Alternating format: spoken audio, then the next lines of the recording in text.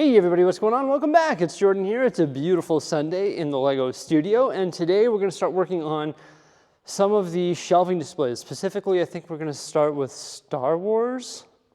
Haven't quite decided yet.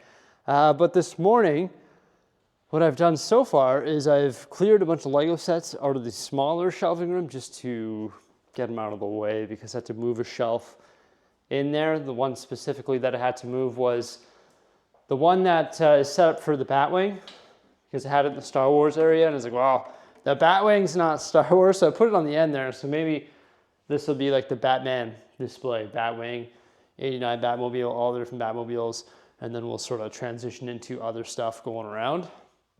Now, in addition to moving a bunch of the stuff off the floor, because there's a lot more in here at the beginning of the day, and I didn't want it to get covered in sawdust, nor did I want to break it as I moved those shelves around.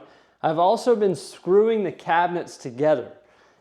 And this is pretty funny. So all of these cabinets are now connected. Other than that corner one, I forgot the metal strapping at home. I brought everything I need except for the metal strapping. I'm just going to use a piece of metal strapping on the top and just connect it just because that one's not a perfect corner. So all of these are connected with the screws. We've got one screw on the top and one screw on the bottom. What I've done is just clamp them together, drilled through, and then put the screws in. They're like the two-part screws. I don't know what you want to call them. Those things from IKEA. And they do a great job of holding the shelves together. The issue is when you have uneven ground. This is an older building, and it actually used to be two different rooms. You can see where the wall used to be right there, where that makeshift tile is. So the ground isn't really level. And the more you screw together, the harder it becomes to level these things. And for example, this is the last one that I screwed in there. And you'll see the shim on the bottom isn't even making contact with the shelf. So the shelf is literally floating. And if I removed that shim, it would like literally be floating, suspended off the other shelves. Luckily for me, I brought some shims here today. I brought my chop saw as well, so I should be able just to measure that, cut it, and then put the shims in underneath, so it's going to be supported by the wood on either side. But it just makes it a little bit more difficult.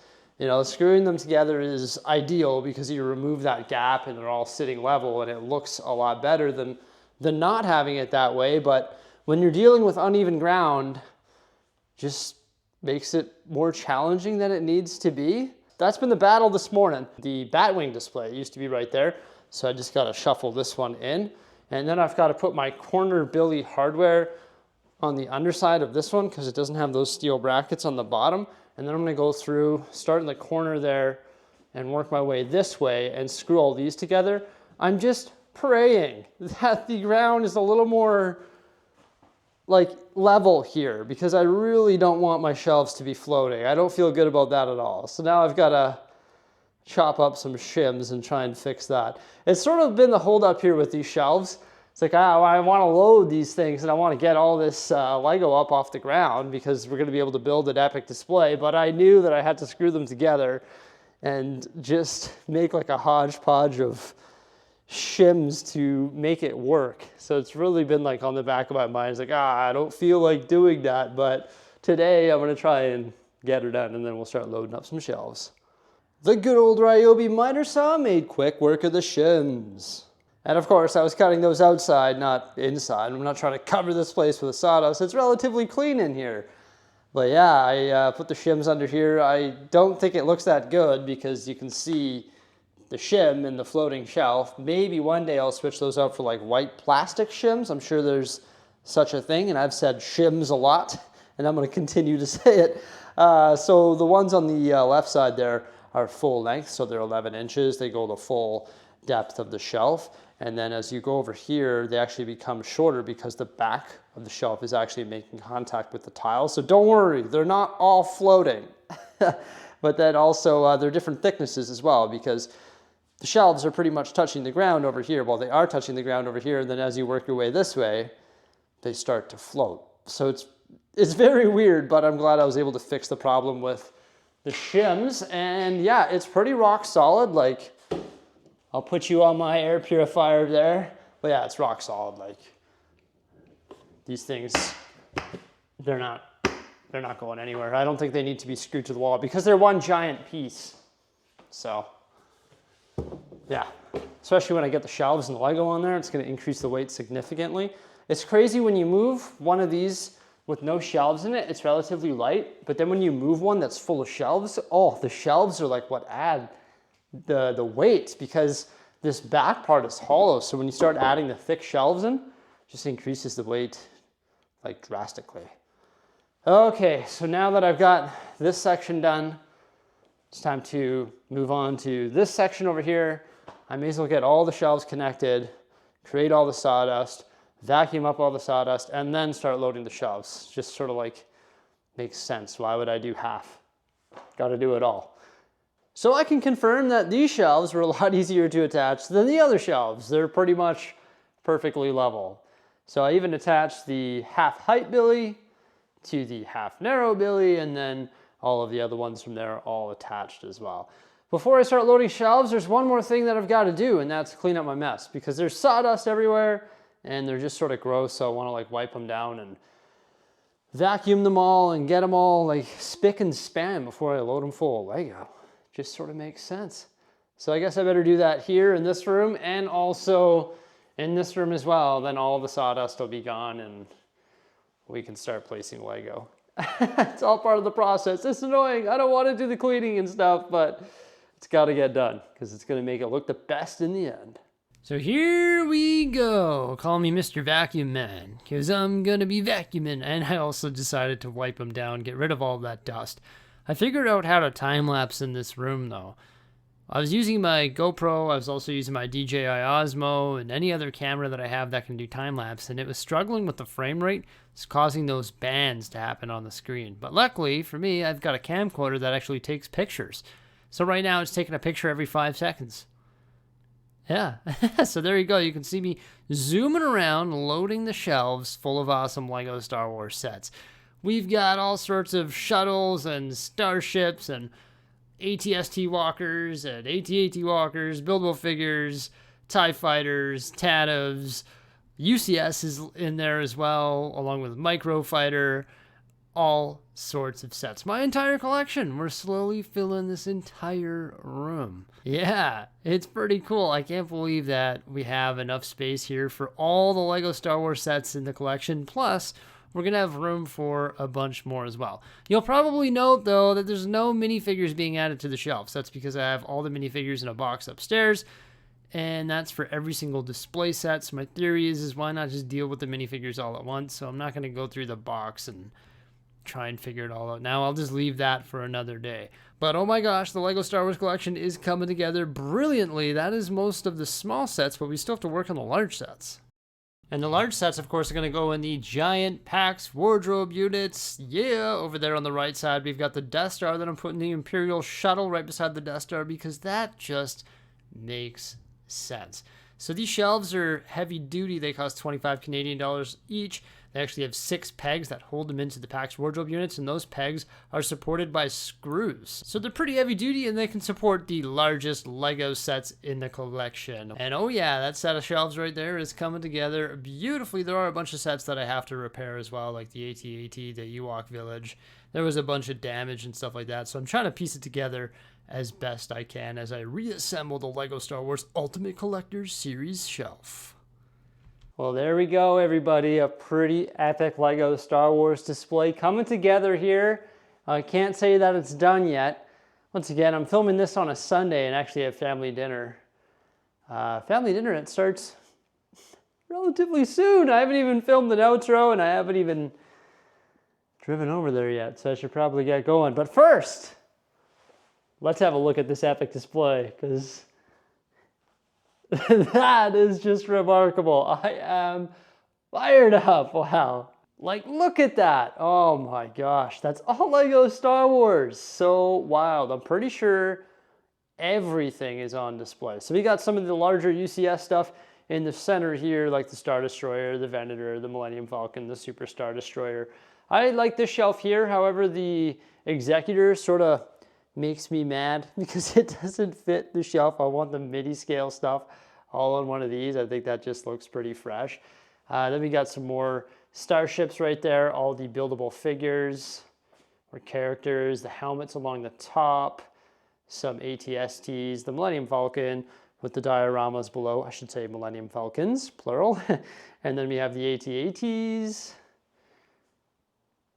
Vader's Castle, the Y-Wing, all that, some UCS stuff like Vader's TIE Fighter Advance, Chewbacca beside the Slave One, also the B-Wing, an entire fleet of X-Wings up there. I like putting the buildable figures behind those. I just think that it looks good because they're sort of like popping out.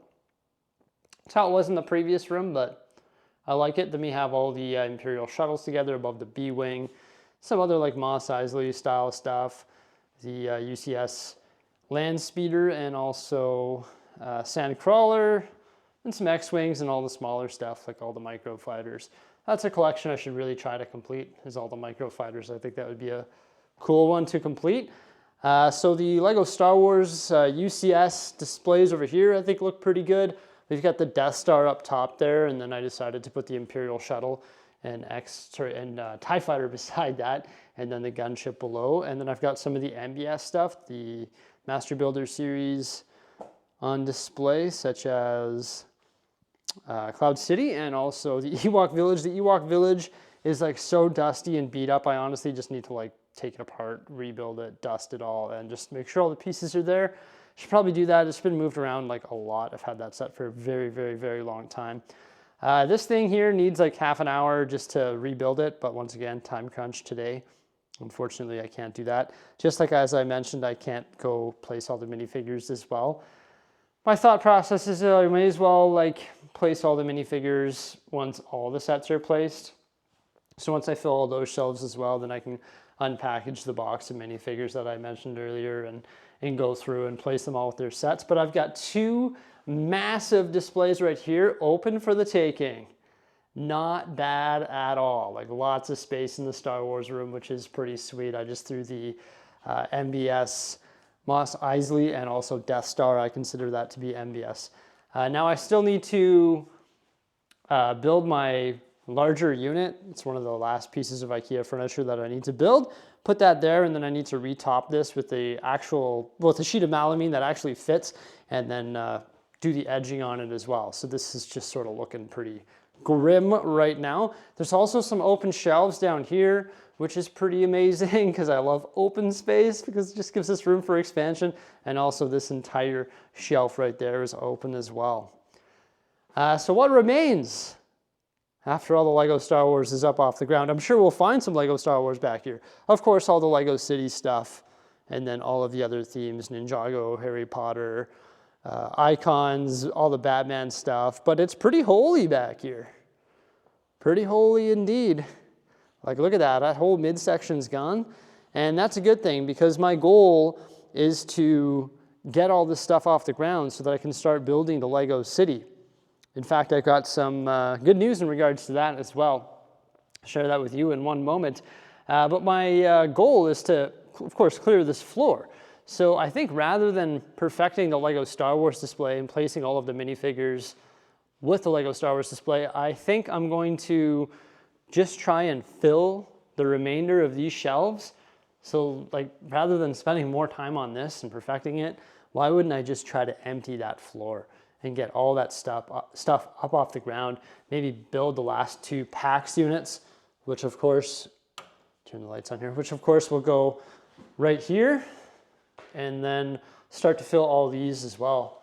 I didn't go around and vacuum and clean in here just because I knew I didn't have, like I can't spend all night here. I couldn't spend, you know, the evening. So I've got to, I've got to allocate my time to building a Lego Star Wars display. That's what was sort of going through my mind. Now, in regards to the table construction, Sting's Bricks also came by. He's the gentleman that's going to help, or has helped me construct my tables in the past and is helping with this time as well.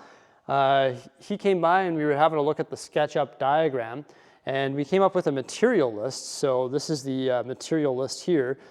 So grand total on the bottom, we need 24 2x4x10s, 34 2x4x8s, and 33 sheets of 4 foot by 8 foot melamine, and we're going to go with the 5/8 stuff. It's not too bad. I think that's going to cost around $2,500, but it's going to be worth the investment because it's going to host like a massive Lego city and it's going to be all custom bench work. So I'm pretty excited about moving forward with that. I think that's going to take off next weekend. So this week I'm going to focus on getting all of these displays taken care of, like get all the stuff up off the ground, allocate the minifigures to it, perfect the displays, build the remaining IKEA furniture, and then try to group all of the Lego city stuff together, hopefully like forward, like right here on this tiled area. So then when I go get the 2x4s and we cut them all down to the right sizes, I can start building the bench work. And then once that's done, I'm gonna order online. I'm gonna order some melamine from Home Depot, 30 sheets. There's no way I wanna, there's 33 sheets. Yeah, 33 sheets. There's no way I want to move those. So then we'll get Home Depot to deliver those. But definitely a pretty fantastic Sunday here in the Lego studio. Pretty fired up on it. My gosh, look at those Lego Star Wars displays. There's so much room as well. They're not done yet, but we're getting there. I think the minifigures will really bring it to life as well. I'm happy that I decided to make this the Lego Star Wars room. I think that's definitely the way to go. I just love this shot. I wanted to use this island here for the larger stuff because the long stuff, specifically the Star Destroyer, the Venator, and the Super Star Destroyer, they don't fit really well in these. The noses are like sticking out, like out of the PAX units. So I wanted to make sure that I had a good spot for those. And I think that is the ultimate solution. So that's why I decided to shift gears and make this the Lego Star Wars room. Originally, I was thinking that maybe that room would be the Lego Star Wars room, but I just think that this just makes more sense. So that'll be like everything else. I hope there's enough room in there, but as I mentioned, if we do run out of Lego shelving space, then of course I can take these units and I can actually start to wrap them around in front of the windows in both rooms. Wrap them around in front of the windows and then just cut holes for the vents and make sure that's all hunky-dory. But I don't think it's gonna require that at this time. I also have a bunch of space upstairs that I can convert into more shelving displays as well, such as on top of the parts. I want to get the melamine shelves for those as well, so I can make that nice and smooth.